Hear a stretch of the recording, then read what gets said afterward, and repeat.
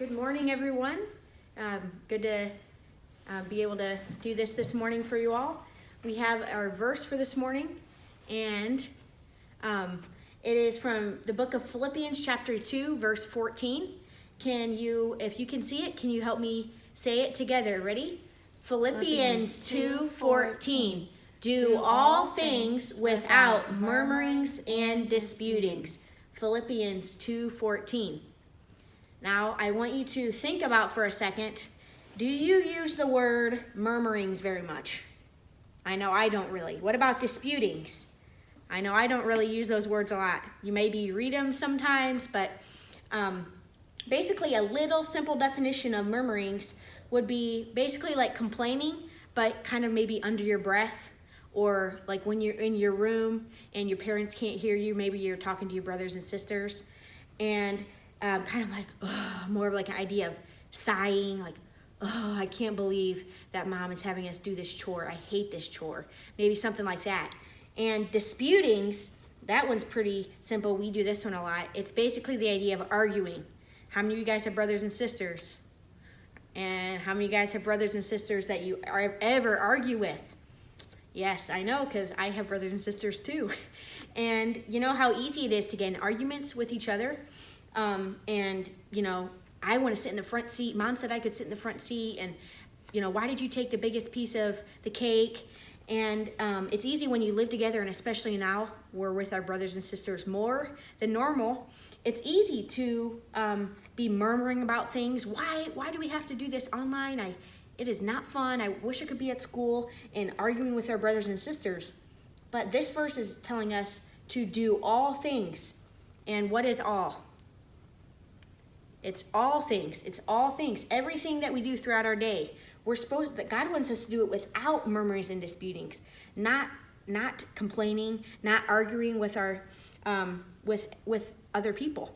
So this is a challenge. I'm guilty of this, but it's something that we need to work on each day, and this is a really good time to do it because God knows what's going on, and we can trust Him.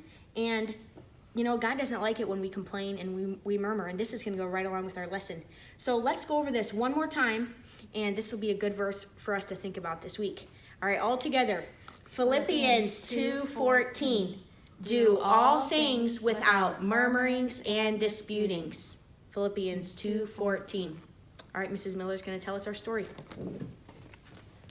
All right, good morning. And just like Miss Juliana just said, do you think this whole virus, this whole situation that we're in caught God by surprise?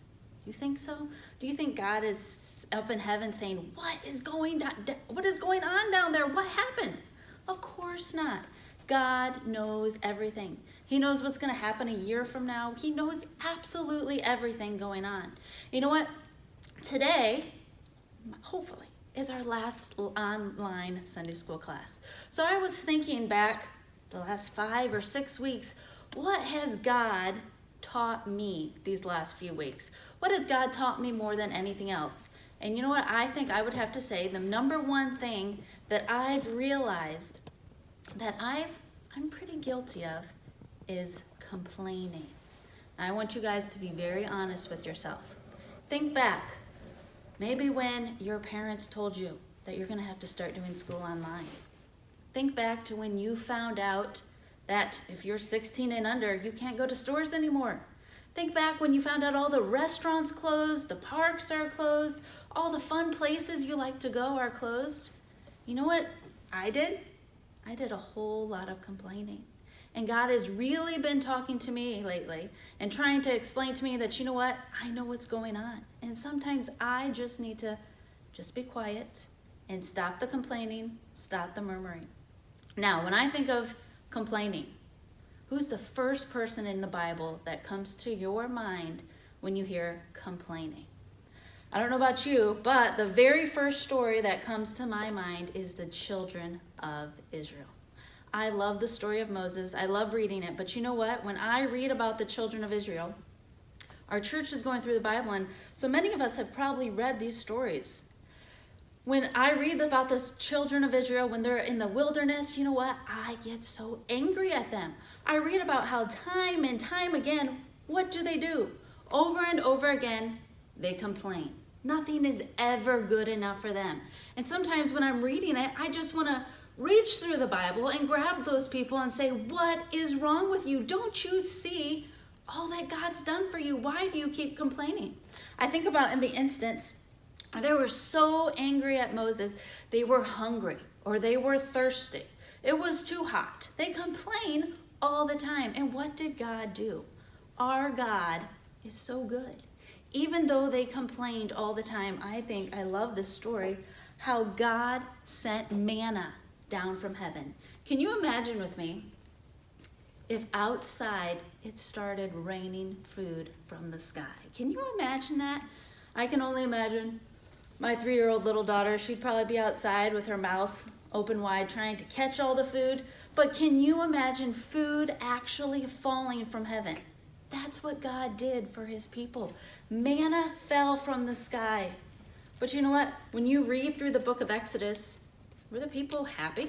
Were they amazed by the miracle of God? No. In a short time, what were they doing again? Complaining, murmuring, saying this isn't good enough.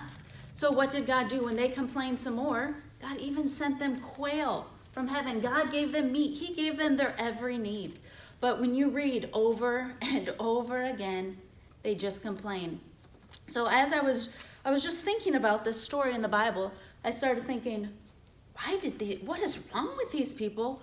Why did they complain so much? What is wrong with them? So when I read the story, I thought of just 3 reasons why I think the children of Israel complained so much. And you know what?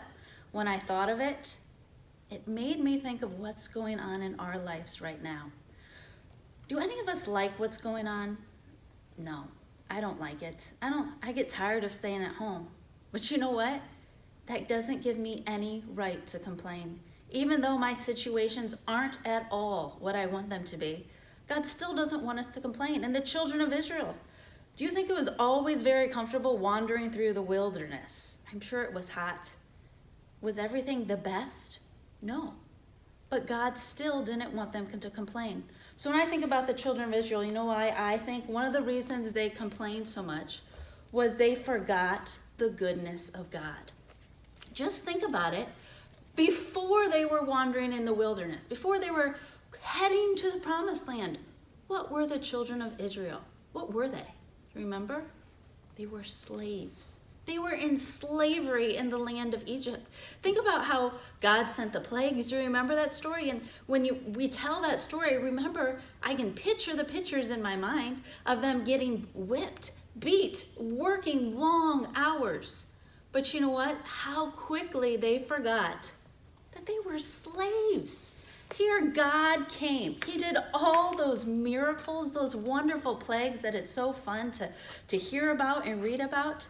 But you know what? When they were wandering through the wilderness, when they were hot, when they were hungry, when they were thirsty, you know what? They started forgetting how good God had been. You know what? When I read that, I started thinking, you know what? We do the same thing. I do the exact same thing. Sometimes I look at my present situations and I think, I just start dwelling on all the bad and I start to forget how good God has been. And you know what? The last 6 weeks or 5 weeks, whatever it's been, haven't been the most fun. But you know what? I'm going to be 30 years old pretty soon. In my 30 years of life, God has been so good to me. Nothing like this has ever happened. You know what? And sometimes it's so easy to just dwell on the past 6 weeks and think, this is awful, this is horrible. But you know what? When I start thinking on my past 30 years, you know what? It helps me realize God is so good. This didn't take God by surprise.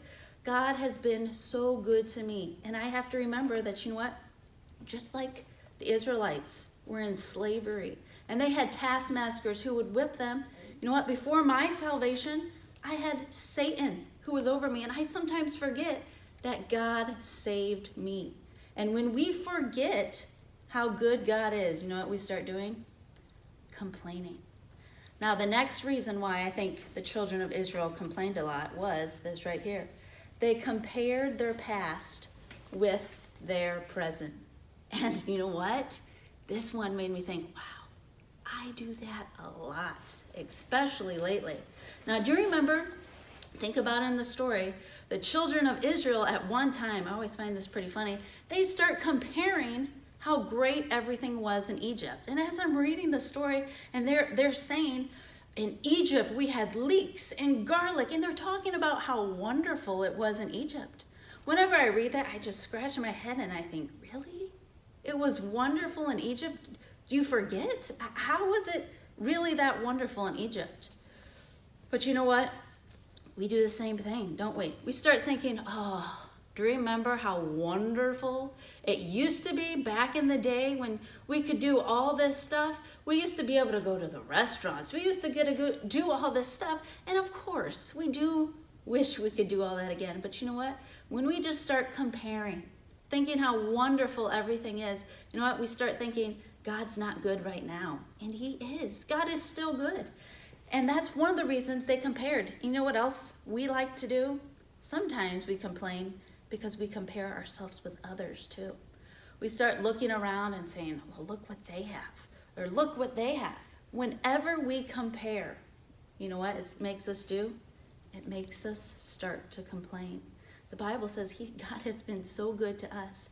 We shouldn't compare ourselves among each other, and we shouldn't compare things to how they used to be, even in our present situation, even when things don't seem very good. You know what? We still need to bite our tongue and not complain and not murmur, because God is still good. The third reason is pretty obvious to me, is they were unthankful. Now, like I said, that seems very obvious, but the very bottom line of it all was that they were unthankful.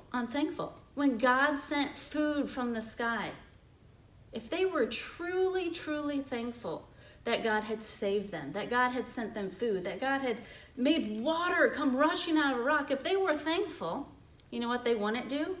They wouldn't have complained. Now this makes me think back many, many years ago. I don't know how old I was. I was probably your guys' age. My mom one time made this meal for my dad on Father's Day. It was his favorite meal. It was stuffed cabbage. And I remember her setting that food before me. I remember looking down at it, and I immediately determined in my mind, I will not eat this. It smells horrid. It looks horrid. I'm not going to touch this food. I don't know how many hours I sat there, but it was a very long time. And I was just determined, I'm not going to eat this. It's very disgusting. Eventually, my parents won, and I ate a little bit of it, but I determined at that young age of probably 12 that I will never make that meal, and I haven't. I will never make my child eat stuffed cabbage because it's horrid to me. But you know what? The truth of the matter is, if I had no food in the house, if I hadn't eaten for a long time, and if I was truly thankful for the food set in front of me, you know what? I would have eaten it. I wouldn't have complained.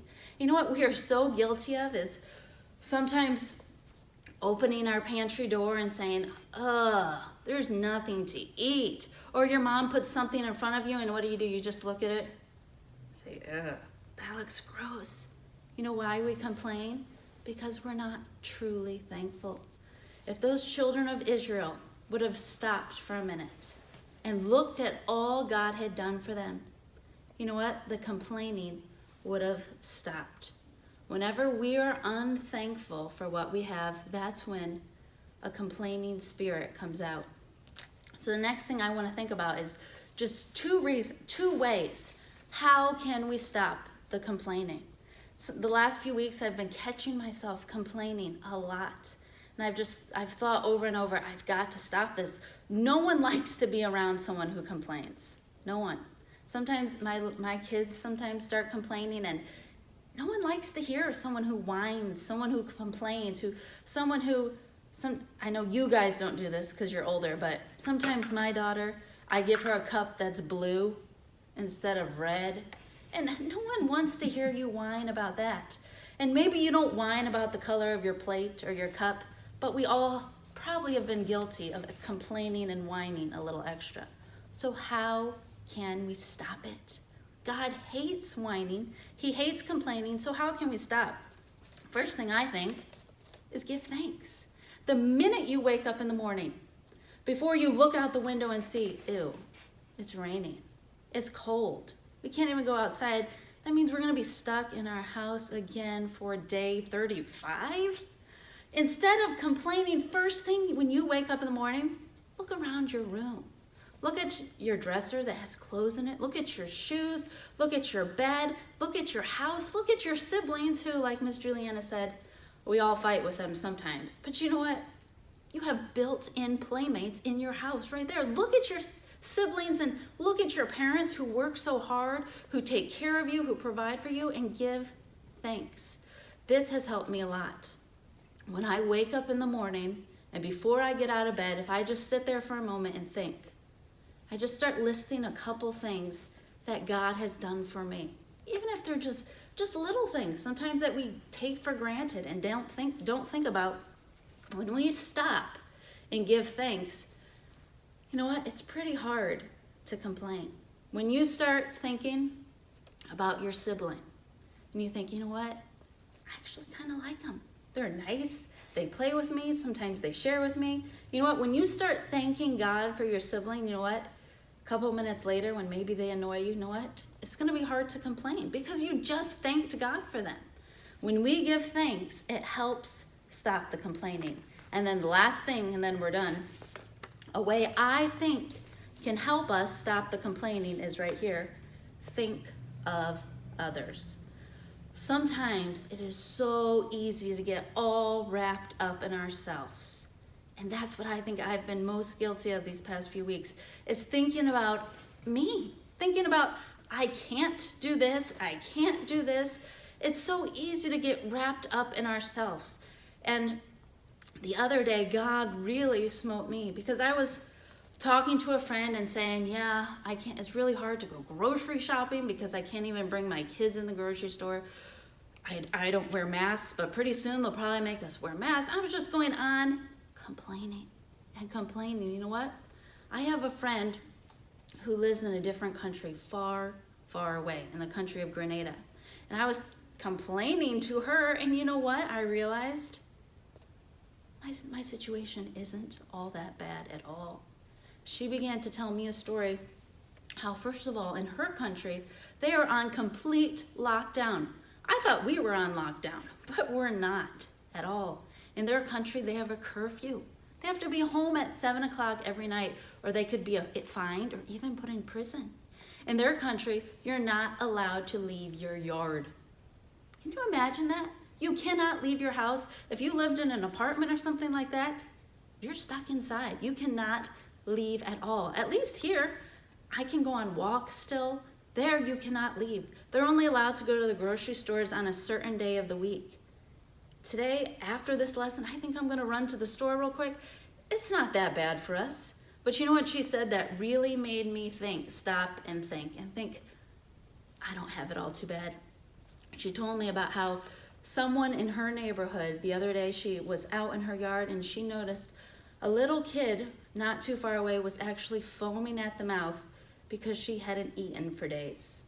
In this small country, they get a lot of their money from people who cruise. They'll stop at their little tropical island, and that's how their whole economy functions, is by tourists coming in and visiting. So without all these tourists, she said their country is completely in poverty. People are actually starving to death. When she told me that, it made me just stop and look around at my present situation. And God said to me, Brooke, how silly of you to complain. God's been so, so good to us.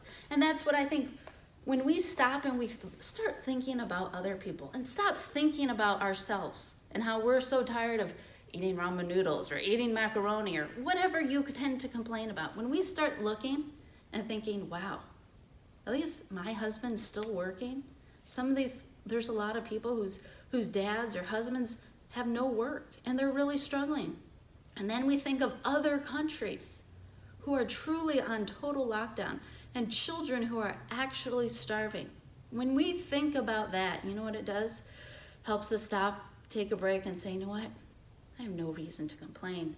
God has been so, so good to us. So my challenge for you this week, I don't know how long this might go on. We don't know if the governor might extend it and say things are going to continue to be closed. We don't know if everything will open up. We don't know. But you know what? God does know. He knows everything that's going to happen. He knows if this will continue for months or if he knows if it will just fizzle out and be done soon. But in the midst of it all, try your very hardest not to complain. Try instead, when you wake up in the morning, just think, God is so good.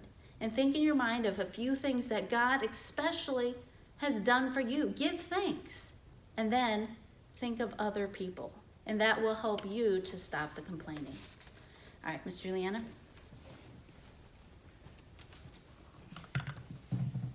So going right along with Mrs. Miller's lesson, sometimes we think, why is it a big deal that I complain? I'm upset about what's going on. I wish I could be doing this and that. What's the big deal about it? The verse right after the verse that we just went over, Philippians 2:14, Philippians 2:15, talks about that.